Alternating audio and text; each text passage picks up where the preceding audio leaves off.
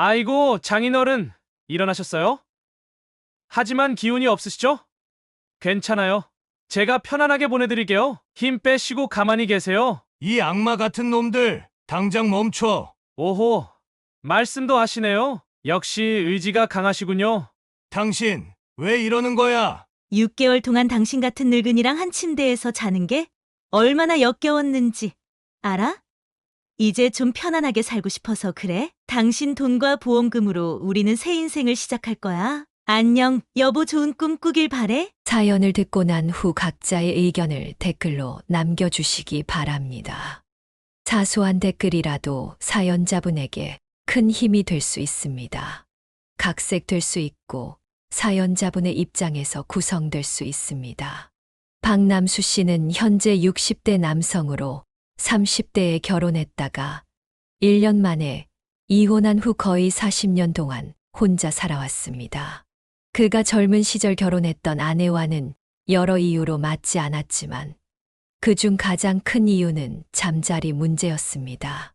서로 노력해도 한계가 있었고 결국 오래 가지 못하고 이혼을 선택했습니다. 이후 그는 재혼을 꿈꾸지 않았고 자유롭게 연애만 하며 살았습니다. 물론 그 중에 마음도 잘 맞고 속궁합도 좋은 여성이 있었지만 이상하게도 결혼까지는 이르지 못했습니다. 그는 서울의 제법 큰 은행에서 근무하며 거의 매일 야근을 했습니다. 일에 몰두하다 보니 재혼에 대한 생각은 점점 멀어졌고 세월이 흘러 어느새 환갑이 지나 은퇴를 맞이하게 되었습니다. 은퇴 후 그는 제2의 인생을 시작하기 위해 장사를 선택했습니다. 평소 요리를 좋아하고 가슴속에 꿈을 간직했던 그는 자취하며 터득한 요리 실력을 바탕으로 그는 볶음밥 전문점을 열었습니다. 그의 선택은 단순했지만 효과적이었습니다.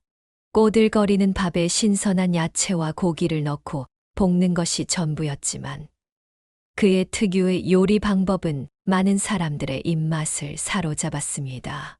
이 볶음밥 뭔가 특별한 게 있네요. 비법이라도 있으세요? 손님들이 종종 물었습니다. 비법이라면 혼자 살면서 쌓은 경험과 정성이겠죠? 그는 겸손하게 대답했습니다. 그의 볶음밥은 단순히 그의 입맛에만 맞는 것이 아니라 많은 사람들이 좋아하는 맛이었습니다. 식당을 연 지 불과 3개월 만에 그는 많은 단골 손님을 확보했고 입소문이 퍼지면서 손님들이 줄을 서서 기다리는 일도 흔해졌습니다. 남수 씨 가게는 늘 북적이네요. 비결이 뭐예요? 손님들의 관심과 사랑, 그게 제일 큰 비결이죠. 은행 사무실에서 매일 서류와 씨름하던 그가 이제는 주방에서 프라이팬을 휘두르고 있었습니다. 생각지도 못한 변화였지만 그는 이 새로운 인생에 만족했습니다. 식당이 성공하면서 그는 다른 생각 없이 장사에만 열중했습니다. 나이가 들면서 그는 이성에 대한 관심도 줄어들었고 특별한 취미 생활도 없이 일과 휴식, 이 두 가지만으로 하루를 보냈습니다. 가끔 예전 은행 동료들이 찾아와 그의 변화된 모습을 보고 놀라워했습니다. 과장님 정말 다른 사람 같아요. 은행에서는 항상 긴장하고 바빠 보였는데 지금은 훨씬 편안해 보여요. 그런가? 사람은 환경에 따라 변하는 법이지. 이제 나만의 시간표대로 살아가니 마음이 훨씬 편해. 그의 일상은 단조로웠지만 충실했습니다. 아침 일찍 시장에 가서 신선한 재료를 고르고 가게를 열어 손님들을 맞이하고 밤에는 간단한 저녁을 먹고 잠자리에 드는 패턴이 반복되었습니다. 누군가에게는 지루할 수 있는 생활이었지만 그에게는 충분히 만족스러웠습니다. 그는 때때로 자신의 과거를 돌아보며 혼자 웃곤 했습니다. 젊은 시절에는 승진과 성공만 쫓았던 그가 이제는 손님들의 맛있어요 한마디에 행복을 느끼는 사람이 되었으니까요. 그렇게 은행원에서 식당 사장으로 변신한 박남수는 새로운 인생을 열심히 살아가고 있었습니다. 인생의 인연은 참으로 묘한 때에 찾아옵니다. 박남수의 식당이 안정적으로 자리 잡고 일상이 편안해질 무렵 예상치 못한 사랑이 그의 문을 두드렸습니다. 매주 수요일과 토요일이면 어김없이 찾아오던 한 여성 손님이 있었습니다. 그녀의 이름은 김선자였고 50대 후반의 우아한 여성이었습니다. 항상 단정하게 차려입고 볶음밥을 조용히 즐기던 그녀가 어느 날 식사를 마친 후 계산대에서 평소와 다른 말을 건넸습니다. 사장님, 혹시 시간 괜찮으시면 가게 밖에서 한번 커피라도 함께 하실래요? 순간 박남수는 놀라움에 잠시 말문이 막혔습니다. 호의를 거절하기에는 그녀의 눈빛이 너무 진지했습니다. 손님이 이런 제안을 하시니 당황스럽네요. 제가 뭐 특별한 사람도 아닌데. 아니에요. 사장님은 참 따뜻한 분 같아서요. 볶음밥을 드시는 손님들에게 항상 진심으로 대하시는 모습이 보기 좋았어요. 그는 잠시 고민했지만 오랜만에 찾아온 이 작은 설렘을 무시할 수 없었습니다.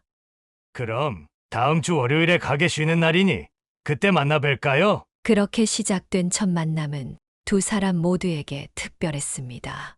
가게 근처의 조용한 카페에서 그들은 자신들의 과거를 솔직하게 나눴습니다. 선자도 그와 마찬가지로 이혼 후 혼자 딸을 키우며 살아왔다고 했습니다. 그녀의 진솔한 이야기에 박남수는 자신도 모르게 마음의 문을 열게 되었습니다. 제가 은행에 다니면서 항상 스트레스가 많았어요. 매일 야근하고 퇴근하면 집에서 혼자 술 한 잔으로 하루를 마무리했죠. 그러다 보니 나이만 먹었네요. 그래도 지금은 자신만의 가게를 운영하시잖아요. 많은 분들이 사장님 음식을 좋아하시고요. 저도 그중 한 명이고요. 첫 만남 이후 두 사람은 서로에게 연락하는 빈도가 잦아졌습니다. 처음에는 일주일에 한 번 정도였지만 곧거의 매일 연락을 주고받게 되었습니다. 박남수는 식당 일을 마치고 선자를 만나 도시 곳곳을 함께 걸었습니다. 봄이 깊어가면서 두 사람의 사랑도 깊어갔습니다. 어제 만든 새 메뉴 맛이 어땠어? 솔직히 말해도 괜찮아. 솔직히 말하면 소금이 조금 부족했어. 하지만 그래도 맛있었어. 그들은 서로의 일상을 자연스럽게 공유하며 삶의 작은 부분까지 함께 나누었습니다. 선자는 종종 박남수의 식당에 들러 그가 바쁠 때 옆에서 도와주기도 했습니다. 손님들은 그녀를 사장의 여자친구로 알아보고 미소 지었습니다. 시간이 흐르면서 두 사람의 관계는 더욱 깊어졌습니다. 처음으로 선자의 집에 초대받은 날, 박남수는 가슴이 두근거렸습니다. 마치 젊은 시절로 돌아간 듯한 기분이었습니다. 그날 밤, 두 사람은 오랜 시간 대화를 나누다가 자연스럽게 서로를 품에 안았습니다. 이렇게 나이 들어서 사랑을 하게 될 줄은 몰랐어. 가끔은 꿈을 꾸는 것 같아. 나도 마찬가지야. 하지만 나이가 들어서 만난 사랑이 더 깊고 진실할 수 있다고 생각해. 그 후로 두 사람은 주말이면 함께 여행을 다니기도 하고 때로는 모텔에 가서 서로의 열정을 나누기도 했습니다. 박남수는 오랜만에 느끼는 사랑의 감정에 마음이 젊어지는 것 같았습니다. 아침에 눈을 뜨면 가장 먼저 선자에게 문자를 보내고 밤에 잠들기 전 마지막으로 그녀의 목소리를 듣는 것이 일상이 되었습니다. 이렇게 박남수와 선자는 마치 이팔 청춘처럼 뜨겁고 순수한 그러면서도 성숙한 사랑을 나누었습니다. 그는 이 사랑이 언제까지 지속될지는 모르지만 선자와 함께하는 시간 동안에는 최선을 다하기로 마음먹었습니다. 그의 인생에 찾아온 뜻밖의 사랑은 이제 그의 삶의 중요한 부분이 되었습니다. 그녀와의 연애가 4개월째에 접어들 무렵 박남수의 삶에 또 한 번의 전환점이 찾아왔습니다. 그날은 평소와 같이 식당 문을 닫고 선자의 집에서 함께 저녁을 먹는 날이었습니다. 선자는 특별히 정성을 들여 음식을 준비했고 테이블에는 와인까지 놓여 있었습니다. 그는 무언가 특별한 일이 있을 거라고 예감했지만 그것이 결혼 제안일 줄은 몰랐습니다. 저녁 식사를 마치고 소파에 나란히 앉아 와인을 마시던 중 선자가 갑자기 진지한 표정으로 말을 꺼냈습니다. 우리 같이 살면 어떨까? 이제 매일 헤어지는 게 너무 아쉬워. 박남수는 잠시 말을 잇지 못했습니다. 그녀의 말이 단순히 동거를 의미하는 것인지 아니면 결혼을 의미하는 것인지 확실하지 않았기 때문입니다. 같이 산다는 게 어떤 의미로 말하는 거야? 결혼, 혼인신고하고 정식으로 부부가 되는 거. 그의 표정이 굳어지는 것을 본 선자는 재빨리 말을 이었습니다. 거창한 결혼식은 필요 없어. 그냥 우리끼리 혼인신고만 해도 좋아. 이 나이에 남은 시간을 혼자 보내기는 너무 외로울 것 같아서. 박남수는 당황했습니다.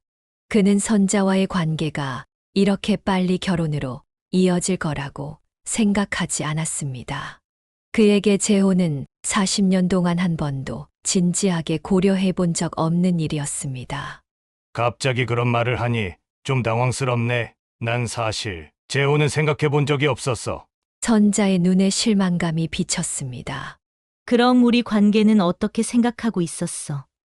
그냥 계속 이렇게 만나다가 언젠가 헤어질 거라고 생각했어? 아니, 그런 건 아니고 난 그냥 하루하루 즐겁게 지내면서 관계를 발전시켜 나가면 된다고 생각했어. 결혼이라는 형식이 꼭 필요할까? 이 나이에 언제까지 연애만 할 순 없잖아. 안정된 삶을 위해서는 서로가 책임지는 관계가 필요해. 난 내가 진심으로 나를 사랑한다면 결혼까지 생각하고 있을 거라 믿었어. 이런 대화는 그날 밤뿐만 아니라 이후 며칠 동안 계속되었습니다.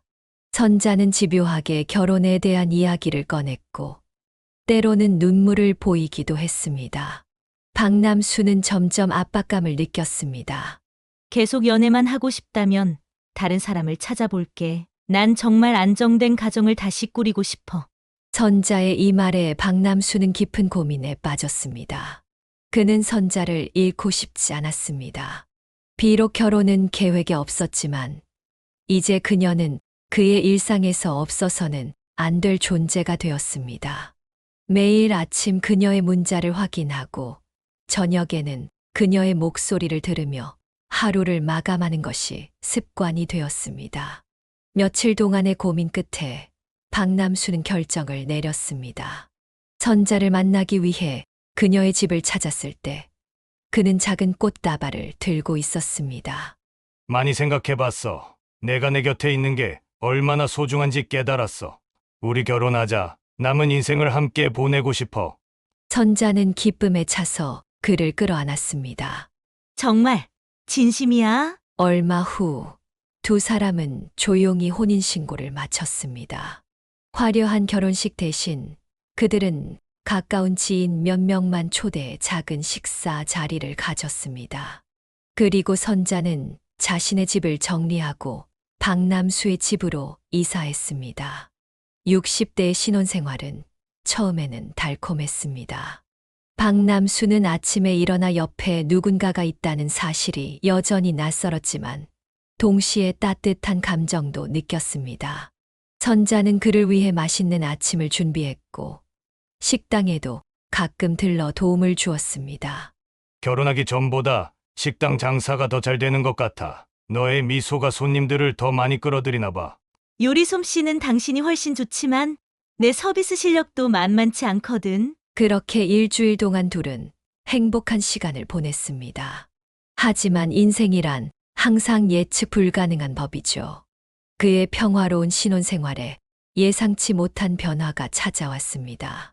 결혼 생활 일주일 차, 박남수는 자신의 집 초인종이 요란하게 울리는 소리에 잠에서 깼습니다. 토요일 아침 그는 식당 휴무일이라 평소보다 늦잠을 자고 있었습니다. 선자는 이미 일어나 누군가와 현관에서 이야기를 나누고 있었습니다. 그는 잠옷 차림 그대로 현관으로 나가보니 놀라운 광경을 목격했습니다. 어머, 당신 일어났어? 우리 세경이랑 민호가 방문했어. 박남수는 눈을 비비며 자신의 앞에 서 있는 젊은 부부를 바라보았습니다. 여자는 선자를 닮은 모습이었고 남자는 키가 큰 젊은이였습니다. 그런데 더 놀라운 것은 그들 옆에 쌓여 있는 여러 개의 짐가방과 박스들이었습니다. 안녕하세요. 아빠, 저는 세경이에요. 제 남편 민호고요. 처음 뵙겠습니다. 젊은 여성이 공손하게 인사했습니다. 박남수는 당황한 표정으로 선자를 바라보았습니다. 아, 그래 반가워. 근데 이 짐들은 뭐지? 선자는 민망한 듯 웃으며 그를 주방으로 이끌었습니다.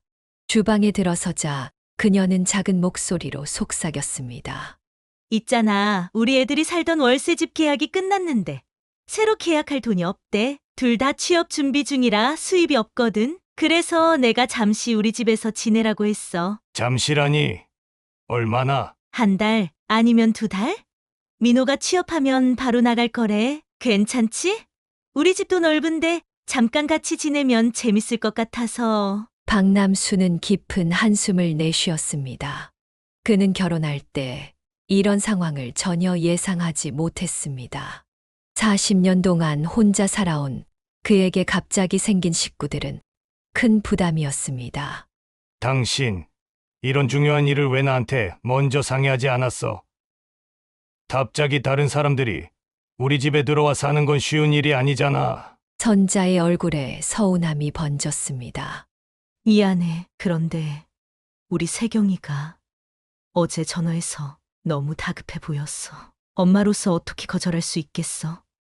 당신이 싫으면 내가 지금 돌려보낼게. 선자는 눈물을 글썽이며 말했습니다. 박남수는 마음이 약해졌습니다. 아무리 불편하더라도 아내의 딸을 거리로 내쫓을 수는 없다고 생각했습니다. 아니, 그럴 필요 없어. 그래. 한 달이나 2달 정도면 괜찮겠지. 근데 다음부터는 이런 중요한 일은 꼭 미리 상의하자. 박남수의 말에 선자는 안도의 미소를 지었습니다. 이렇게 박남수의 가정은 하룻밤 사이에 쌓인 가족이 되었습니다. 그의 조용했던 집은 갑자기 생기로 가득 찼습니다. 세경과 민호는 생각보다 조용하고 예의 바른 젊은이들이었습니다. 그들은 박남수의 집에 보탬이 되기 위해 노력했습니다. 세경은 어머니와 함께 집안일을 돕고 민호는 집 주변의 작은 수리나 무거운 물건, 운반 등을 담당했습니다. 혹시 식당에서 도움이 필요하시면 저희가 도울 수 있어요. 저희도 뭐라도 해서 보탬이 되고 싶어요. 민호의 제안에 박남수는 잠시 생각해 보았습니다. 그의 식당은 최근 손님이 많아지면서 혼자 감당하기 벅차다고 느낀 적이 있었습니다. 그래. 그럼 주말에 식당이 바쁠 때 도와줄 수 있겠니? 물론 월급은 지급할게. 정말요? 감사합니다. 저희가 최선을 다해 도울게요. 그렇게 세경과 민호는 주말마다 박남수의 식당에서 일을 돕기 시작했습니다. 세경은 홀서빙을, 민호는 주방 보조와 설거지를 맡았습니다. 그들의 도움으로 식당은 더욱 효율적으로 운영되었고 손님들도 젊고 활기찬 서비스에 만족했습니다. 식구들이 늘어난 덕분에 식사 시간도 더욱 풍요로워졌습니다. 선자와 세경이 번갈아가며 식사를 준비했고 네 사람은 함께 식탁에 둘러앉아 이야기를 나누며 식사했습니다. 처음에는 어색했지만 시간이 지날수록 그들은 하나의 가족처럼 편안해졌습니다. 아빠, 이 볶음밥 레시피 좀 알려주세요. 정말 맛있어요. 비법은 간단해. 밥을 미리 식혀두고 기름의 온도를 적절히 맞추는 거야. 나중에 식당에서 자세히 알려줄게. 가족들 모두 밝고 쾌활한 성격들이라 집안에는 웃음이 끊이지 않았습니다. 특히 민호의 재치 있는 농담은 식사 시간을 더욱 즐겁게 만들었습니다. 박남수는 자신도 모르게 이 새로운 가족 구성에 점점 적응해 가고 있었습니다. 식당에서 세 사람이 함께 일할 때면 선자는 집에 혼자 있어야 했습니다. 이것이 박남수의 마음에 걸리는 유일한 문제였습니다. 하지만 그 외에는 모든 것이 예상보다 순조롭게 진행되었습니다. 혈연 관계가 아니었지만 그들은 서로를 진정한 가족으로 받아들이기 시작했습니다. 생각해보니 집안이 시끌벅적한 게 나쁘지 않네. 혼자 살 때는 몰랐던 즐거움이야. 박남수는 어느 날 밤 선자에게 속삭였습니다. 그의 말에 선자는 기쁜 듯이 미소를 지었습니다. 그렇지? 가족이 있다는 건 정말 좋은 일이야. 당신도 이제 외롭지 않을 거야. 동거를 시작한 지 약 한 달이 지났을 때 어느 평화로운 저녁 식사 후 선자가 거실 테이블에 서류 몇 장을 꺼내 놓았습니다. 박남수 씨는 TV를 보다가 문득 테이블 위에 놓인 서류들이 보험 가입 신청서임을 알아차렸습니다. 이게 뭐야? 보험 서류인 것 같은데. 선자는 활짝 웃으며 옆에 앉았습니다. 실은 내가 요즘 취미 삼아 보험 설계사 일을 시작했어. 나이 들면서 뭔가 새로운 걸 배우고 싶었거든. 그리고 조금이라도 경제적으로 도움이 되고 싶어서. 박남수는 놀란 표정으로 그녀를 바라보았습니다. 결혼 전에는 이런 이야기를 한 적이 없었기 때문입니다. 깜짝 선물처럼 성공한 모습을 보여주고 싶었어. 그런데 지금은 아직 실적이 부족해서 우리 가족이 먼저 가입해주면 큰 힘이 될 것 같아. 선자는 가족 모두를 위한 보험 플랜을 준비해 왔다고 했습니다. 세경과 민호에게는 실비보험과 간단한 생명보험을, 박남수에게는 더 다양한 종류의 보험을 권했습니다.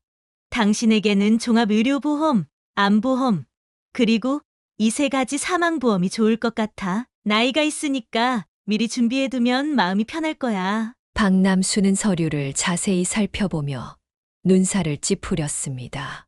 그는 이미 은행에서 일할 때 기본적인 보험에 가입해 놓은 상태였고, 특히 사망보험이 3개나 필요하다는 것이 의아했습니다. 이게 다 뭐야? 한 달에 내야 하는 보험료가 얼마야? 대략 50만 원 정도? 많은 것 같지만 사실 적금처럼 생각하면 돼. 나중에 다 돌려받을 수 있는 보험이니까. 종신보험은 나중에 해약해도 환급률이 좋고. 박남수는 단호하게 고개를 저었습니다. 아니, 이건 너무 과해. 나 이미 기본적인 보험은 다 들어놨어. 특히 사망보험은 왜 3개씩이나 필요해? 중복 가입은 의미가 없잖아. 선자의 표정이 순간 굳어졌다가 이내 애교 섞인 목소리로 다시 말했습니다. 당신은 능력 있는 사람이잖아.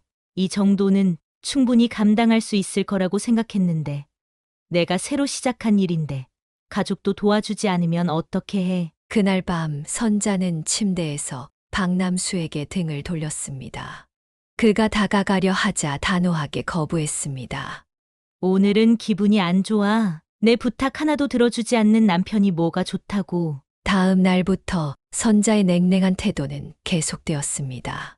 식사 시간에도 말이 없었고 박남수가 말을 걸어도 짧게 대답할 뿐이었습니다.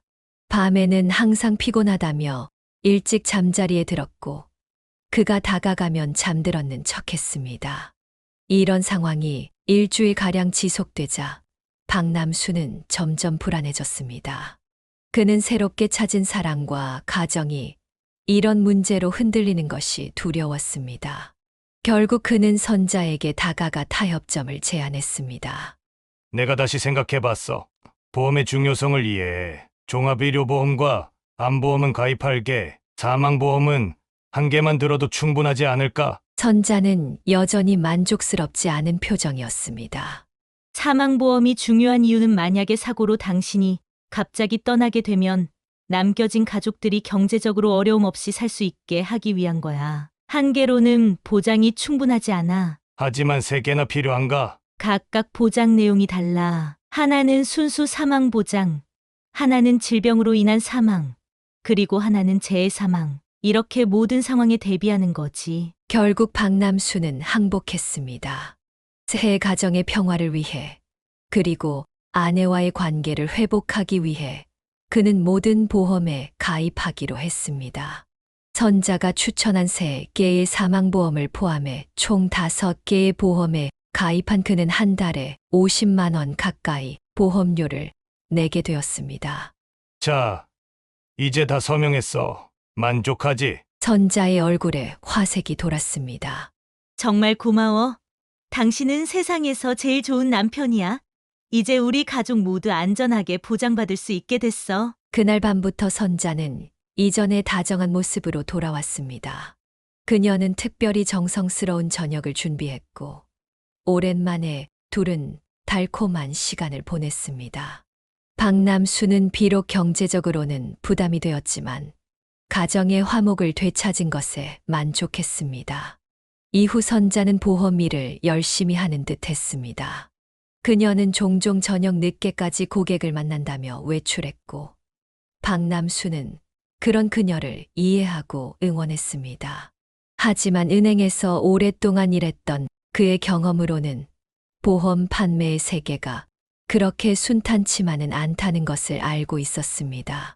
그는 가끔 선자의 실적이 어떤지 물어보곤 했지만 그녀는 항상 긍정적인 대답으로 얼버무렸습니다.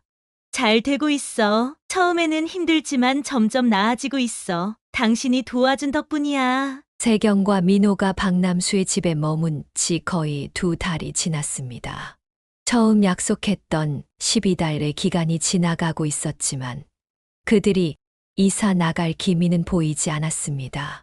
식당에서 함께 일하는 시간이 늘어나면서 그들과의 관계는 더욱 돈독해졌고 가족으로서의 유대감도 깊어졌습니다. 하지만 박남수는 아내와 단둘이 보내는 시간이 점점 줄어드는 것에 아쉬움을 느꼈습니다. 어느 저녁 그는 신문을 보다가 흥미로운 소식을 발견했습니다.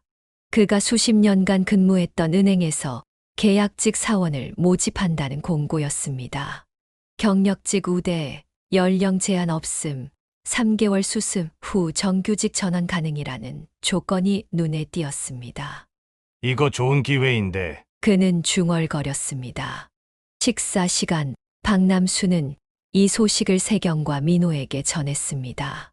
세경아, 민호야, 내가 오늘 좋은 소식을 들었는데 내가 전에 다니던 은행에서 계약직을 뽑는데 자격 조건도 그리 까다롭지 않고 연령 제한도 없더라고. 너희 둘이 한번 지원해보는 게 어떨까? 세경과 민호는 놀란 표정으로 서로를 바라보았습니다. 민호가 먼저 입을 열었습니다. 아버님, 저희한테 그런 제안을 해주시다니 정말 감사합니다. 하지만 저희는 지금 새아버님 식당에서 일하는 게 너무 즐겁고 보람이 있어요. 세경도 고개를 끄덕였습니다. 맞아요. 게다가 저희가 갑자기 그만두면 아빠 식당은 어떻게 되나요? 요즘 손님이 많아서 바쁘잖아요. 박남수는 당황했습니다. 그는 세경과 민호가 은행 취직 소식에 기뻐할 것이라 예상했기 때문입니다. 식당 아르바이트보다는 은행 계약직이 월급도 더 많고 안정적일 텐데 말입니다. 내 말은 그런 뜻이 아니라 너희 미래를 위해서야. 식당 일은 언제든 다른 아르바이트생을 구할 수 있어. 은행에 취직하면 월급도 더 많고 나중에 정규직으로 전환될 가능성도 있잖아. 민호는 고개를 가로저었습니다. 아버님, 저희는 사실 대기업 취직보다는 자영업을 꿈꾸고 있어요. 언젠가 저희만의 작은 가게를 열고 싶거든요. 그래서 아버님 식당에서 경험을 쌓는 게 더 도움이 될 것 같아요. 그래? 창업도 좋지. 하지만 요즘 자영업이 쉽지 않아. 자본금도 필요하고 경험도 많이 필요하지. 회사에 다니면서 돈을 모으는 것도 하나의 방법일 텐데. 세경이 조심스럽게 말을 이었습니다. 사실 저희는 미래 계획이 있어요.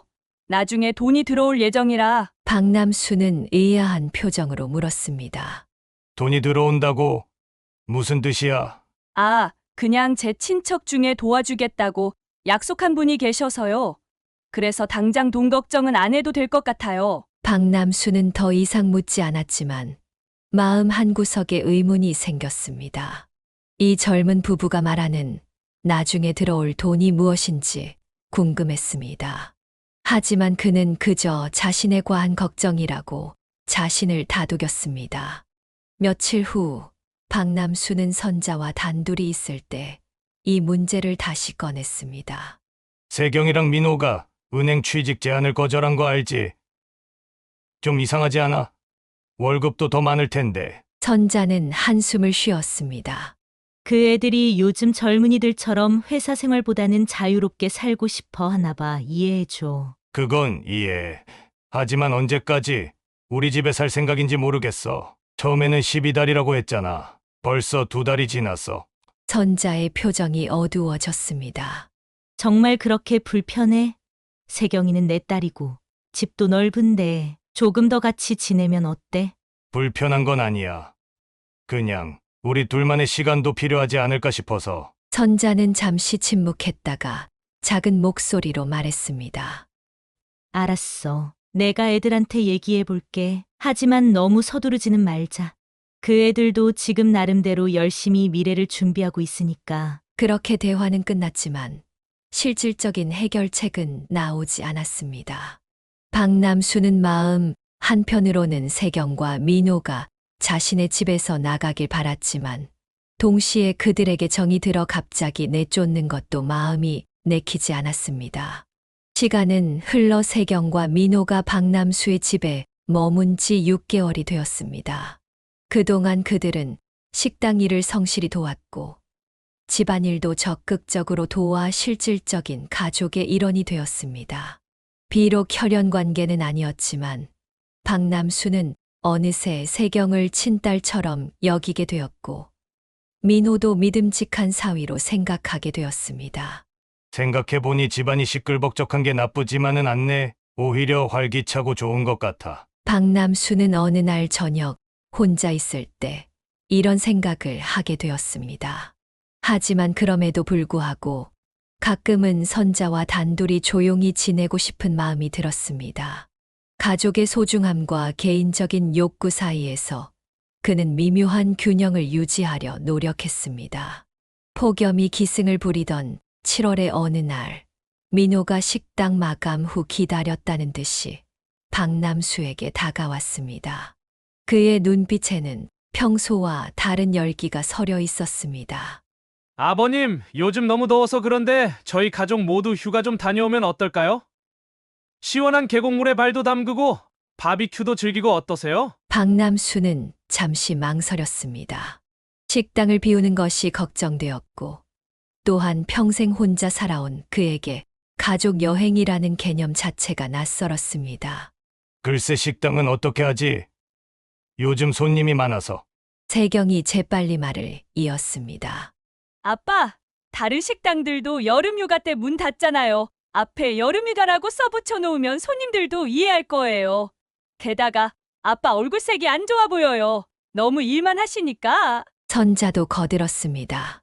그래, 당신 요즘 너무 지쳐 보여. 우리 다 같이 며칠 쉬다 오면 좋을 것 같은데. 셋의 설득에 박남수는 천천히 고개를 끄덕였습니다. 어쩌면 이런 가족 여행이 새로운 경험이 될 수도 있을 것이라는 생각이 들었습니다. 좋아. 그럼 언제 갈까? 민호의 얼굴에 승리의 미소가 번졌습니다. 이번 주말은 어떠세요? 제가 이미 펜션도 알아봤거든요. 계곡 바로 앞이라 시원하고 경치도 끝내줘요. 이번 주말. 그렇게 급하게. 날씨 좋은 여름 주말에는 예약이 금방 차버려요. 운 좋게 취소된 방이 있어서 잡아뒀어요. 박남수는 의아했지만 그들의 열정적인 모습에 더 이상 거절할 수 없었습니다. 그래. 알았어. 펜션 비용은 내가. 아니에요. 세경이 급하게 끼어들었습니다. 이번에는 저희가 새아빠에게 효도하는 여행이에요.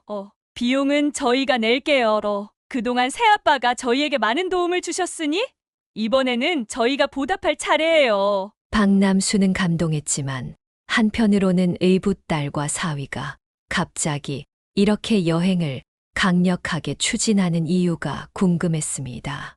하지만 그는 그저 자신이 너무 의심이 많은 것이라고 생각했습니다.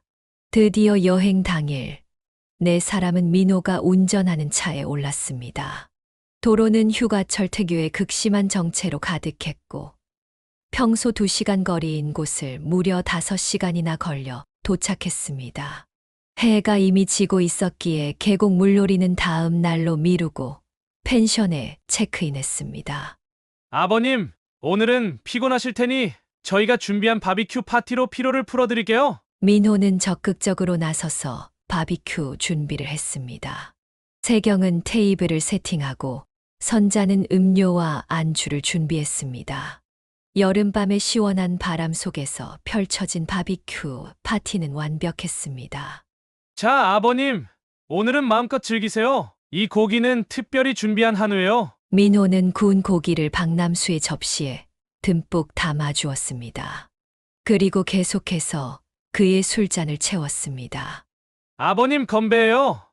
우리 가족의 행복을 위해. 박남수는 처음에는 적당히 마시려 했지만 민호의 끊임없는 권유에 점점 더 많은 술을 마시게 되었습니다. 소주, 맥주, 와인까지 섞어 마시면서 그의 정신은 점점 흐려졌습니다. 민호야, 이제 그만. 많이 취한 것 같아. 아이고, 아버님. 이런 좋은 날 조금 더 마셔요. 평소에는 일 때문에 제대로 마실 기회도 없잖아요. 오늘만큼은 실컷 즐기세요. 밤이 깊어갈수록 박남수의 의식은 더욱 흐려졌습니다. 그의 눈꺼풀이 무거워지고 말이 점점 어눌해졌습니다. 마지막으로 그가 기억하는 것은 민호가 그의 잔에 또 다시 보라색 와인을 따르는 모습이었습니다. 이거 맛있네. 근데 좀 이상한 맛이. 특별한 와인이에요. 아버님만을 위한 거죠. 민호의 미소가 이상하게 보였지만 박남수는 이미 너무 취해서 제대로 판단할 수 없었습니다. 그는 결국 테이블에 엎드려 의식을 잃었습니다. 드디어 잠들었네. 계획대로 진행하자. 민호의 차가운 목소리가 어둠 속에서 울렸습니다. 선자와 세경의 표정도 갑자기 변했습니다.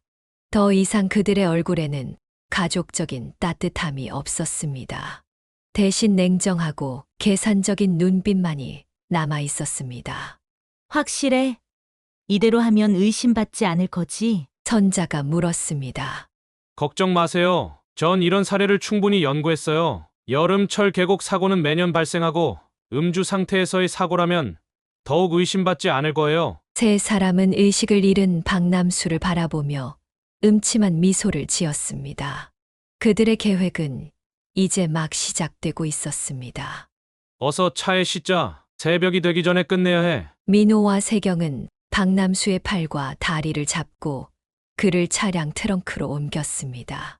그의 몸은 완전히 무력해져 있었고 미약한 신음소리만 내뱉을 뿐이었습니다. 선자는 주변을 살피며 아무도 지켜보지 않는지 확인했습니다. 선자의 눈에는 욕심과 기대감이 번뜩였습니다. 그녀에게 박남수는 단지 돈을 위한 수단일 뿐이었습니다. 6개월간의 연기는 이제 막을 내리고 진짜 계획이 실행되려 하고 있었습니다. 박남수의 의식이 희미하게 돌아오기 시작했습니다. 머리는 깨질 듯이 아팠고 온몸이 쑤셨습니다. 그는 눈을 떴지만 사방이 칠흑같이 어두웠습니다. 그가 누워있는 공간은 좁고 답답했으며 어딘가 달리는 듯한 진동이 느껴졌습니다. 여긴 어디지? 그가 몸을 움직이려 했지만 마치 천근의 무게가 온몸을 누르는 듯 했습니다. 손가락 하나 움직이기 힘들 정도로 몸이 무거웠습니다. 단순한 숙취라기에는 상태가 너무 심각했습니다. 그는 머릿속을 정리하려 애썼습니다. 어젯밤에 바비큐 파티를 했고 민호가 계속 술을 권했지. 그리고 그 뒤의 기억은 완전히 없었습니다. 정신을 차리려고 애쓰면서 그는 손을 뻗어 주변을 더듬어 보았습니다. 손에 닿는 것은 차량의 카펫 재질이었고 머리 위쪽은 단단한 금속 재질로 막혀 있었습니다. 이건 트렁크. 내가 왜 트렁크에? 그때 차량이 멈추고 밖에서 대화 소리가 들렸습니다. 박남수는 최대한 정신을 집중해 그 소리에 귀를 기울였습니다. 장모님, 그쪽으로 계속 가다 보면 내리막길이 나와요. 차가 겨우 한 대 들어갈 수 있는 길이니까 헷갈리지 마세요. 민호의 목소리였습니다. 박남수는 자신이 들은 내용이 믿기지 않았습니다. 걱정하지 말고 그나저나 트렁크에 있는 사람은 아직 정신을 못 차린 거야? 선자의 차가운 목소리에 박남수의 심장이 얼어붙는 것 같았습니다. 그의 가슴이 터질 듯이 뛰기 시작했습니다. 장모님, 제가 술에 수면제를 강하게 타서 줬으니까 쉽게 깨어나지 못할 거예요. 약효가 길게 가거든요. 우리 사위가 어제 정말 완벽하게 역할을 해줬어. 이제 계획의 마지막 단계만 남았네. 박남수는 공포로 몸이 굳어버렸습니다. 그의 머릿속에서 퍼즐 조각들이 맞춰지기 시작했습니다. 선자가 집요하게 권했던 보험 가입, 세경과 민호가 독립하지 않으려 했던 이유, 갑작스러운 여행 제안, 모든 것이 미리 계획된 것이었습니다. 장모님, 이게 확실한 거죠? 경찰에 걸리거나 의심받지 않을까요? 내가 이거 보험금 탐억은 사례를 충분히 연구했어. 가장 의심받지 않는 방법을 선택한 거라고. 한 번 더 설명해 줄게. 잘 들어봐. 박남수는 몸을 일으키려 했지만 여전히 수면제의 효과가 강하게 남아있어 거의 움직일 수 없었습니다. 그는 가슴이 무너져 내리는 느낌이었습니다. 자신이 그토록 믿었던 가족들이 자신을 죽이려는 계획을 차근차근 실행하고 있다는 사실이 믿기지 않았습니다. 하천 바로 앞길에 차를 세우고 정신을 못 차리는 그 노인을 운전석에 앉혀. 그리고 기어를 중립으로 두면 차가 저절로 물속으로 빠져들 거야. 이 구간은 물이 바로 깊어지기 때문에 빠져나올 수 없을 거야. 보험사나 경찰이 조사해도 단순 침수 사고로 결론 날 거예요. 혼자 와서 차 안에서 술 마시다가 잠들었는데 기어를 실수로 중립에 놓아서 내리막길을 타고 물에 빠진 걸로 보일 거예요. 박남수의 눈에서 뜨거운 눈물이 흘러내렸습니다. 사랑한다고 맹세했던 아내, 친딸처럼 여겼던 세경, 믿었던 민호. 그들은 모두 자신의 돈과 보험금만 노리고 접근한 것이었습니다. 차가 다시 움직이더니 이내 멈추었습니다. 트렁크가 열리고 민호의 얼굴이 보였습니다. 그는 박남수를 보고 씩 웃었습니다. 아이고, 장인어른, 일어나셨어요? 하지만 기운이 없으시죠? 괜찮아요. 제가 편안하게 보내드릴게요. 힘 빼시고 가만히 계세요. 민호는 냉혹한 표정으로 박남수를 트렁크에서 끌어냈습니다. 박남수는 온 힘을 다해 저항하려 했지만 손가락 하나 제대로 움직일 수 없었습니다. 민호와 세경은 그를 운전석으로 질질 끌고 갔습니다. 이 악마 같은 놈들, 당장 멈춰. 박남수는 겨우 이 정도 말을 할 수 있었습니다. 오호, 말씀도 하시네요. 역시 의지가 강하시군요. 민호가 비웃었습니다. 당신, 왜 이러는 거야? 박남수는 선자를 바라보며 물었습니다. 선자는 차갑게 웃으며 대답했습니다. 6개월 동안 당신 같은 늙은이랑 한 침대에서 자는 게 얼마나 역겨웠는지 알아? 이제 좀 편안하게 살고 싶어서 그래? 당신 돈과 보험금으로 우리는 새 인생을 시작할 거야. 박남수는 충격으로 말을 잃었습니다. 그가 진심으로 사랑했던 여자의 입에서 나온 차가운 말들이 그의 가슴을 칼로 찌르는 것 같았습니다. 세 사람은 박남수를 운전석에 앉히고 안전벨트를 채웠습니다. 민호는 기어를 중립에 두고 브레이크에서 발을 뗐습니다. 차는 서서히 내리막길을 따라 움직이기 시작했고 곧 내린 첫 물가로 향했습니다. 안녕, 여보 좋은 꿈 꾸길 바래. 선자가 차가운 미소를 지으며 손을 흔들었습니다. 차가 물에 닿는 순간 박남수의 생존 본능이 폭발했습니다. 그는 자신의 몸에 남아있는 모든 힘을 끌어모아 안전벨트를 풀려고 했습니다. 차는 점점 더 깊이 물속으로 가라앉았고 물이 차 안으로 들어오기 시작했습니다. 여기서 죽을 순 없어. 이 악마들에게 당할 순 없어. 박남수는 필사적으로 움직였습니다. 차가운 물이 그의 몸을 덮치자 잠시 정신이 번쩍 들었습니다. 그는 마지막 힘을 다해 안전벨트를 풀고 운전석 창문을 내리려 했지만 이미 전기 시스템이 작동하지 않았습니다. 물은 순식간에 차 안을 채웠고 박남수는 숨을 쉴 수 없었습니다. 하지만 그는 포기하지 않았습니다. 발과 주먹으로 필사적으로 창문을 내리쳤습니다. 수차례 시도 끝에 마침내 유리에 금이 가기 시작했고 그는 마지막 힘을 다해 창문을 깨뜨렸습니다. 깨진 창문으로 물살이 더욱 거세게 밀려들었지만 동시에 탈출구가 생겼습니다. 박남수는 좁은 틈으로 몸을 밀어 넣으며 간신히 차 밖으로 빠져나왔습니다. 그의 폐는 터질 듯이 아팠고 시야는 흐려졌지만 그는 포기하지 않고 필사적으로 수면을 향해 헤엄쳤습니다. 박남수는 마지막 남은 힘을 다해 수면 위로 올라왔습니다. 그는 고통스럽게 공기를 들이마시며 사방을 둘러보았습니다. 검은 물살이 그를 계속해서 하류로 끌고 가려 했지만 그는 필사적으로 기력을 다해 물결과 싸웠습니다.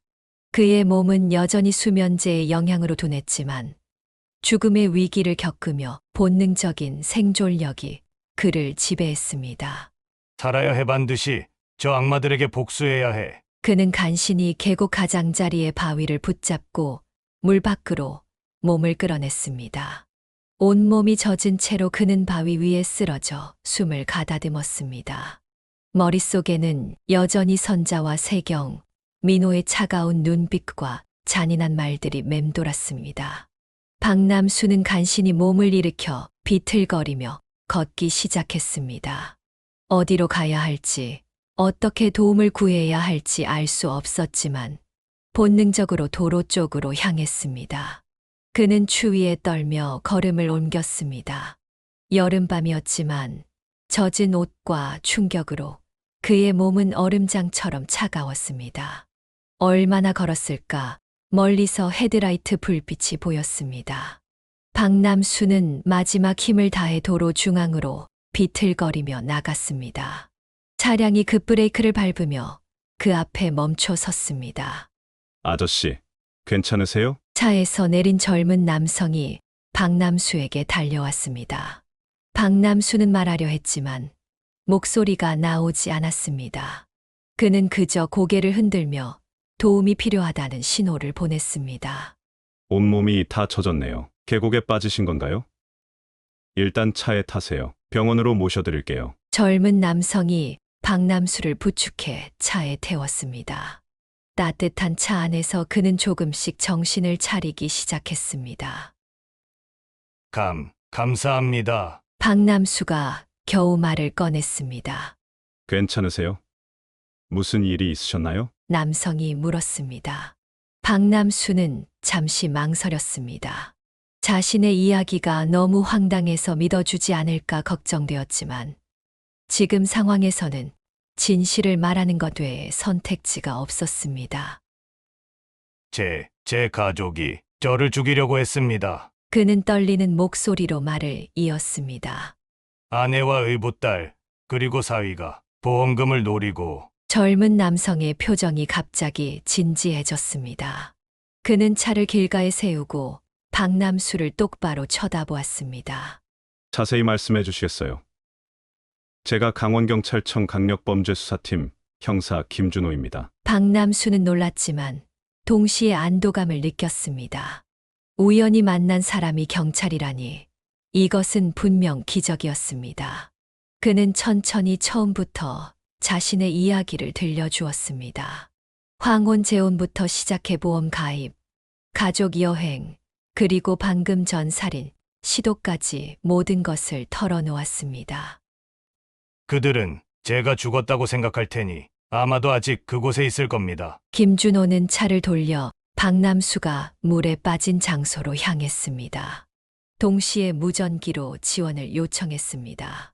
그들이 현장에 도착했을 때 마침 선자, 세경, 민호가 차를 타려는 참이었습니다. 저기 있어요! 박남수가 소리쳤습니다. 경찰입니다. 움직이지 마세요. 세 사람의 얼굴에 경악이 번졌습니다. 특히 선자는 박남수가 살아있는 것을 보고 창백해졌습니다. 어떻게 이럴 수가. 선자가 중얼거렸습니다. 남편, 당신 살아있었어? 그녀는 믿을 수 없다는 듯 눈을 크게 떴습니다. 그래, 살아있어. 내 희망대로 되지 않아서 미안하군. 박남수는 비통한 목소리로 대답했습니다. 민호가 갑자기 움직였습니다. 그는 재빨리 주변을 둘러보더니 그들이 경찰 한 명과 박남수밖에 없다는 것을 깨달았습니다. 장모님, 위험합니다. 도망가야 해요. 민호가 외쳤습니다. 다들 그 자리에 서세요. 살인미수 혐의로 체포하겠습니다. 하지만 세 사람은 이미 다른 계획을 세웠습니다. 그들은 서로를 바라보며 고개를 끄덕였고 갑자기 세 방향으로 흩어졌습니다. 김준호는 민호를 쫓아갔지만 선자와 세경은 하천 쪽으로 달려갔습니다. 김준호가 테이저건을 꺼내 민호를 향해 발사했습니다. 전기 충격을 받은 민호는 그 자리에 쓰러졌지만 선자와 세경은 이미 내린천에 뛰어들었습니다. 돌아오세요. 위험합니다. 물살이 매우 세요. 김준호가 외쳤지만 두 사람은 이미 강한 물살에 휩쓸리고 있었습니다. 엄마! 세경이 비명을 질렀습니다. 박남수는 그들이 물에 휩쓸리는 것을 지켜보았습니다. 증오와 분노로 가득 찼던 마음이 순간 동요했습니다. 하지만 그가 할 수 있는 것은 아무것도 없었습니다. 그 역시 간신히 목숨을 건진 상태였고 다시 물에 뛰어들 힘이 없었습니다. 얼마 지나지 않아 경찰과 구조대가 도착했습니다. 그들은 즉시 수색 작업을 시작했지만 밤이라 시야가 좋지 않았고 물살도 거세서 쉽지 않았습니다. 민호는 체포되어 경찰차에 실려갔습니다. 다음 날 아침 구조대가 선자와 세경의 시신을 발견했습니다. 두 사람은 2km 하류에서 발견되었으며 강한 물살에 떠내려가다 익사한 것으로 추정되었습니다. 박남수는 병원 침대에 누워 있었습니다. 그는 물리적으로나 정신적으로나 큰 충격을 받았지만 기적적으로 목숨을 건졌습니다. 의사들은 그의 상태가 안정적이라며 곧 퇴원할 수 있을 것이라고 했습니다. 그의 침대 옆에는 김준호 형사가 앉아 있었습니다. 이제 어떻게 될까요? 사위는 살인미수 혐의로 기소될 겁니다. 그리고 보험금 문제도 있네요. 박남수가 병원에서 3일째 회복 중이던 때였습니다. 그는 병실 창문 너머로 보이는 맑은 하늘을 바라보며 지난 일들을 곱씹고 있었습니다. 그의 삶이 송두리째 흔들린 사건은 아직도 악몽처럼 느껴졌습니다. 그가 사랑했던 아내, 친딸처럼 여겼던 세경, 그리고 믿었던 사위 민호. 그들이 자신을 속였다는 현실을 받아들이기가 너무 힘들었습니다. 문득 병실 문이 열리고 김준호 형사가 들어왔습니다. 그의 표정은 무겁고 진지했습니다. 어르신, 좀 어떠세요? 김준호가 침대 옆 의자에 앉으며 물었습니다. 몸은 많이 나아졌네. 하지만 마음의 상처는 쉽게 아물지 않을 것 같아. 박남수는 한숨을 내쉬었습니다. 김준호는 잠시 침묵했다가 조심스럽게 말을 이었습니다. 안타깝게도 선자 씨와 세경 씨의 시신이 어제 발견되었습니다. 두 분 모두 내린 천 하류에서. 박남수는 말없이 고개를 숙였습니다. 그의 마음속에는 복잡한 감정들이 교차했습니다. 분노와 배신감, 그리고 이상하게도 조금의 슬픔까지. 아무리 그들이 자신을 해치려 했다 해도 인간의 죽음 앞에서는 무언가 숙연해지는 감정을 피할 수 없었습니다. 민호는요? 박남수가 물었습니다. 그는 현재 구치소에 있습니다. 살인미수와 보험 사기 혐의로 기소되었고 재판을 앞두고 있습니다. 검찰에서는 최대한 중형을 요구할 예정입니다. 박남수는 고개를 끄덕였습니다. 최소한 민호만큼은 법의 심판을 받게 된 것이 다행이라고 생각했습니다. 그런데 김준호가 말을 이었습니다. 제가 오늘 특별한 소식을 전하러 왔습니다. 그는 서류 봉투를 꺼내 펼쳤습니다. 저희가 세 분의 금융 기록을 조사했는데 흥미로운 사실을 발견했습니다. 선자 씨와 세경 씨, 민호 씨, 이 세 사람 모두 상당한 액수의 보험에 가입되어 있었고 모든 보험의 수익자가 박남수 씨로 지정되어 있더군요. 박남수는 놀라서 말을 잇지 못했습니다. 무슨 뜻이죠? 아이러니하게도 그들이 어르신을 살해해 보험금을 타내려 했지만 선자 씨와 세경 씨의 죽음으로 인해 오히려 어르신이 그들의 보험금을 받게 되었다는 뜻입니다. 김준호는 서류를 넘겨가며 설명했습니다.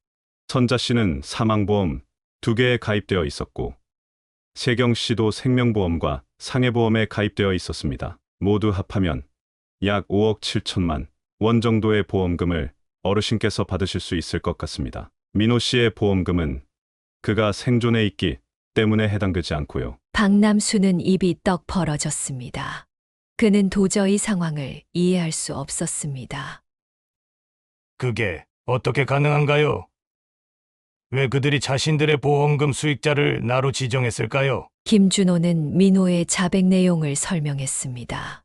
민호의 자백에 따르면 그들의 원래 계획은 더 복잡했던 것 같습니다. 일단 어르신을 살해한 후 어르신 명의의 보험금을 받으려 했습니다. 하지만 만약 계획이 틀어질 경우 그들 중 한 명이 사고사하는 것처럼 꾸며서 2차로 보험금을 타내려는 백업 계획도 있었다고 합니다. 그런데 왜 굳이 그들 모두가 보험에 가입한 건가요? 민호의 진술에 따르면 일종의 안전장치였던 것 같습니다. 어느 한 명이 의심을 받게 되면 다른 한 명이 보험금을 청구할 수 있도록 여러 시나리오를 준비한 거죠. 하지만 아이러니하게도 그 안전장치가 오히려 역효과를 낳았습니다. 박남수는 모든 것이 꿈만 같았습니다. 그를 죽이려 했던 사람들이 오히려 죽음을 맞이했고 그들이 노렸던 보험금이 고스란히 그에게 돌아온다니. 인생의 아이러니가 이보다 더할 수 있을까요? 그럼 이 보험금을 정말 제가 받을 수 있다는 건가요? 네. 법적으로는 아무런 문제가 없습니다. 어르신은 정당한 수익자이고 그들의 죽음에 어르신의 과실은 없었으니까요. 또한 민호의 자백으로 이 사건이 보험 사기 시도였다는 것이 명백히 밝혀졌기 때문에 보험사 측에서도 지급을 거부할 근거가 없습니다. 박남수는 감정이 복잡했습니다. 한편으로는 그들의 계획이 완전히 뒤틀려 자신에게 이익이 돌아왔다는 사실에 묘한 감정을 느꼈지만 다른 한편으로는 인생의 무상함과 허무함을 느꼈습니다. 세상 일이 참 예측할 수 없군요. 맞습니다. 인생은 때로 우리가 상상할 수 없는 방향으로 흘러가기도 하죠. 김준호는 자리에서 일어나 박남수의 어깨를 가볍게 토닥였습니다. 어르신, 앞으로 어떻게 하실 계획이신가요? 박남수는 창밖을 바라보며 잠시 생각에 잠겼습니다. 그에게 남은 인생, 그리고 예상치 못하게 들어온 거금. 그는 이제 새로운 시작을 해야 했습니다. 아직 잘 모르겠네요. 하지만 한 가지는 확실합니다. 이제 더 이상 거짓된 사랑과 관계 속에서 살지는 않을 겁니다. 병원에서 퇴원한 지 일주일 후, 박남수는 자신의 집 거실에 앉아 깊은 생각에 잠겼습니다. 집 안 곳곳에는 선자와의 추억이 남아 있었습니다. 벽에 걸린 사진들, 그녀가 좋아하던 꽃병, 함께 선택했던 커튼. 모든 것이 그에게 고통스러운 기억을 상기시켰습니다. 이 집에서 계속 살아간다는 것은 과거의 상처를 매일 되새기는 일이 될 것이었습니다. 이제 정말 새로운 시작이 필요해. 그는 결심했습니다. 다음 날 박남수는 부동산 중개소를 찾았습니다. 그는 자신의 집과 식당을 매물로 내놓기로 했습니다. 집은 좋은 위치에 있었고 식당도 단골 손님이 많아 빠르게 매수자가 나타났습니다. 한 달이 채 지나지 않아 모든 재산을 현금화한 그는 이제 어디로 가야 할지 고민했습니다. 도시에서 멀리 떨어진 곳, 새로운 사람들, 새로운 환경, 모든 것을 새롭게 시작할 수 있는 곳이 필요해. 그는 인터넷으로 여러 지역을 검색하다가 포천의 한 마을을 발견했습니다. 산과 바다가 모두 가까운 조용한 마을이었습니다. 게다가 마침 그곳에 아담한 전원주택이 매물로 나와 있었습니다. 사진을 본 순간 그는 직감적으로 그곳이 자신의 새로운 집이 될 것이라고 느꼈습니다. 일주일 후 박남수는 평생 살아온 서울을 떠나 경기도 포천으로 향했습니다. 몇 시간의 운전 끝에 도착한 마을은 그가 상상했던 것보다 더 평화롭고 아름다웠습니다. 푸른 산을 배경으로 작은 집들이 옹기종기 모여 있었고 멀리서는 바다의 향기가 느껴졌습니다. 그가 구입한 전원주택은 마을 외곽의 조용한 곳에 위치해 있었습니다. 2개의 침실, 넓은 거실, 그리고 작은 정원이 있는 아담한 집이었습니다. 정원에는 오래된 감나무가 한 그루 서 있었고, 집 뒤로는 작은 텃밭을 가꿀 수 있는 공간도 있었습니다. 여기서 새 인생을 시작하자. 그는 새 집의 문턱을 넘으며 중얼거렸습니다. 처음 몇 주는 집을 정리하고 필요한 가구를 들이는데 시간을 보냈습니다. 그는 모든 것을 새로 구입했습니다. 과거의 물건들은 과거와 함께 버리기로 한 것입니다. 새 침대, 새 소파, 새 식탁. 모든 것이 새로운 시작을 상징했습니다. 점차 마을 사람들과도 인사를 나누게 되었습니다. 그들은 도시에서 온 노신사에게 친절했습니다. 특히 옆집에 사는 김 할머니는 종종 손수 만든 반찬을 들고 찾아와 이야기를 나누곤 했습니다. 서울에서 오셨다면서요.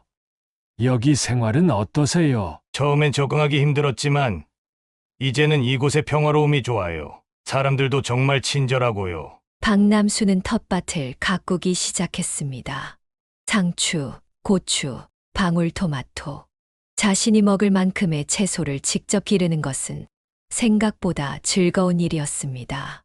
매일 아침 텃밭에 나가 식물들의 성장을 지켜보는 것이 그의 일과가 되었습니다. 또한 그는 오랫동안 미뤄두었던 취미 생활도 시작했습니다. 목공예, 그림 그리기, 낚시. 다양한 활동을 시도해보면서 자신에게 맞는 취미를 찾아갔습니다. 마을의 노인회관에서는 같은 또래 사람들과 함께 바둑과 장기를 두며 소소한 즐거움을 나누었습니다. 박 선생, 오늘은 내가 이길 테니 각오하시게. 허허. 김 선생, 지난번에도 그렇게 말씀하셨다가 세 판 연속으로 지지 않으셨나요? 이렇게 웃고 떠들며 지내는 시간이 쌓이면서 박남수는 점점 과거의 상처에서 벗어나고 있었습니다. 가끔씩 악몽에 시달릴 때도 있었지만 아름다운 자연과 따뜻한 이웃들 덕분에 그는 조금씩 치유되어 갔습니다. 어느 날 그는 마을 도서관에서 미술 동아리 회원을 모집한다는 공고를 보았습니다. 그림 그리기에 관심이 있던 그는 망설임 없이 가입했습니다. 그곳에서 그는 비슷한 관심사를 가진 사람들을 만났고, 특히 같은 또래의 이명희 씨와 자연스럽게 친해지게 되었습니다.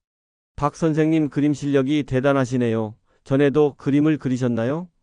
아니요. 사실 처음 시작했어요. 평생 일만 하다가 이제야 이런 즐거움을 알게 됐네요. 이명희와의 만남은 박남수에게 새로운 활력을 불어넣었습니다. 그들은 종종 함께 마을 주변을 산책하며 그림의 소재를 찾거나 카페에서 차를 마시며 대화를 나누었습니다. 그것은 연애라고 부르기에는 조심스러웠지만 분명 특별한 우정 이상의 감정이었습니다. 인생은 정말 60부터인가 봐요. 박남수는 어느 날 이명희에게 말했습니다. 이렇게 늦은 나이에 새로운 시작을 할 수 있다니 신기해요. 이명희는 미소를 지으며 대답했습니다. 우리에게는 아직 많은 시간이 남아 있어요. 그 시간을 어떻게 보낼지는 우리의 선택이죠. 그렇게 박남수는 67세에 새로운 인생을 시작했습니다. 예상치 못하게 받게 된 돈 덕분에 경제적인 걱정 없이 그는 자신이 진정으로 원하는 삶을 살 수 있게 되었습니다. 과거의 아픔은 여전히 그의 일부였지만 이제 그는 그 아픔을 껴안고 앞으로 나아갈 수 있는 강인함을 갖게 되었습니다. 포천에서의 삶이 3년째 접어들면서 박남수는 과거의 상처를 완전히 치유하지는 못했지만 그것과 함께 살아가는 방법을 배웠습니다. 그는 이제 마을에서 꽤 유명한 인물이 되었습니다. 바둑 실력도 뛰어났고 자신이 가꾼 텃밭에 채소로 이웃들에게 음식을 대접하는 것을 즐겼기 때문입니다. 특히 볶음밥은 그의 전문 분야로 마을 행사가 있을 때마다 그의 볶음밥은 항상 인기 메뉴였습니다. 어느 가을날 마을 문화센터에서 인생 이야기 나누기라는 프로그램이 열렸습니다. 지역 주민들이 자신의 삶의 경험을 나누는 자리였습니다. 처음에 박남수는 참여할 생각이 없었지만 이명희의 권유로 마음을 바꾸었습니다. 남수 씨 이야기는 많은 사람들에게 도움이 될 거예요. 특히 나이 들어 재혼을 생각하는 사람들에게요. 그렇게 박남수는 처음으로 자신의 이야기를 대중 앞에서 나누게 되었습니다. 그는 황혼재혼부터 시작해 선자와의 만남, 결혼, 그리고 그 후의 충격적인 사건들까지 솔직하게 이야기했습니다. 물론 너무 개인적인 부분은 생략했지만 자신이 경험한 배신과 위기, 그리고 그것을 극복한 과정을 진솔하게 전했습니다. 저는 여러분들에게 황혼재혼이 나쁘다고 말하려는 게 아닙니다. 오히려 진실한 마음으로 만난다면 늦은 나이의 만남도 아름다울 수 있다고 생각합니다. 하지만 그는 잠시 말을 멈추고 깊은 숨을 내쉬었습니다.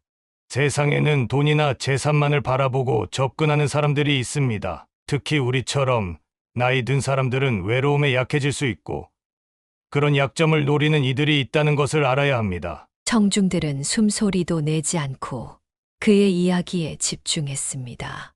몇몇은 고개를 끄덕이며 공감을 표시했습니다. 제가 전하고 싶은 교훈은 바로 이것입니다. 진실한 관계는 시간을 두고 천천히 발전합니다. 서두르지 마세요. 상대방의 진심을 파악하는 데 시간을 투자하세요. 그리고 무엇보다 여러분 자신의 직감을 믿으세요. 저는 여러 번 이상한 느낌이 들었지만 그것을 무시했습니다. 한 노인이 질문을 던졌습니다. 그럼 박 선생님은 이제 다시는 누군가를 사랑하지 않으실 건가요? 그 끔찍한 경험 때문에 모든 관계를 두려워하시는 건 아닌지. 박남수는 잠시 생각에 잠겼다가 미소를 지으며 대답했습니다. 처음에는 그랬습니다. 모든 사람을 의심했고 특히 여성들에게 마음을 열지 못했죠. 하지만 시간이 지나면서 깨달았습니다. 한 사람의 배신 때문에 모든 사람을 의심하는 것은 제 삶을 더 불행하게 만들 뿐이라는 것을요. 그는 자리에 앉아 있는 이명기를 향해 따뜻한 시선을 보냈습니다. 저는 이제 새로운 인연들을 조심스럽게 하지만 열린 마음으로 받아들이고 있습니다. 진정한 관계는 물질적인 것이 아닌 서로에 대한 존중과 이해를 바탕으로 합니다. 강연이 끝난 후 많은 노인들이 박남수에게 다가와 자신들의 경험을 나누거나 조언을 구했습니다. 그는 모든 이에게 진심으로 귀를 기울였고 자신의 실수와 교훈을 솔직하게 나누었습니다. 박 선생님 덕분에 용기를 얻었어요. 저도 비슷한 경험이 있거든요. 제 친구가 지금 비슷한 상황에 있는 것 같은데 어떻게 조언해주면 좋을까요? 그날 이후 박남수는 종종 노인 커뮤니티 센터에서 상담 봉사를 하게 되었습니다. 그의 경험은 비슷한 상황에 처한 많은 노인들에게 도움이 되었고 그 역시 다른 이들을 도움으로써 자신의 상처를 치유할 수 있었습니다. 여러분, 나이가 들었다고 해서 사랑과 행복을 포기할 필요는 없습니다. 다만 진실한 사람들과 함께하는 것의 중요성을 잊지 마세요. 진정한 연결은 금전적 이득이나 외적인 조건이 아닌 서로에 대한 진심에서 시작됩니다. 이제 그의 삶은 과거와 완전히 달라졌습니다. 이명희와의 관계는 천천히 그러나 확실하게 깊어졌고 그들은 서로에게 의지하며 인생의 남은 여정을 함께 걸어가기로 했습니다. 결혼은 하지 않았지만 그들의 관계는 어떤 법적 약속보다 더 견고했습니다. 박남수는 종종 자신의 과거를 돌아보며 생각했습니다. 만약 그 끔찍한 사건이 없었다면 그는 지금의 평화와 진정한 사랑을 알지 못했을지도 모릅니다. 인생의 가장 어두운 순간이 오히려 그를 가장 밝은 빛으로 이끌었다는 아이러니를 그는 이제 이해했습니다. 인생은 예측할 수 없는 여정입니다. 때로는 우리가 가장 두려워하는 순간이 가장 큰 성장의 기회가 되기도 합니다. 사연을 듣고 댓글을 남겨주시기 바랍니다. 사소한 의견일지라도 사연자분에게는 큰 힘이 됩니다. 노골적인 악성 댓글은 사연자분에게 상처가 될 수 있으니 삼가주시기 바랍니다.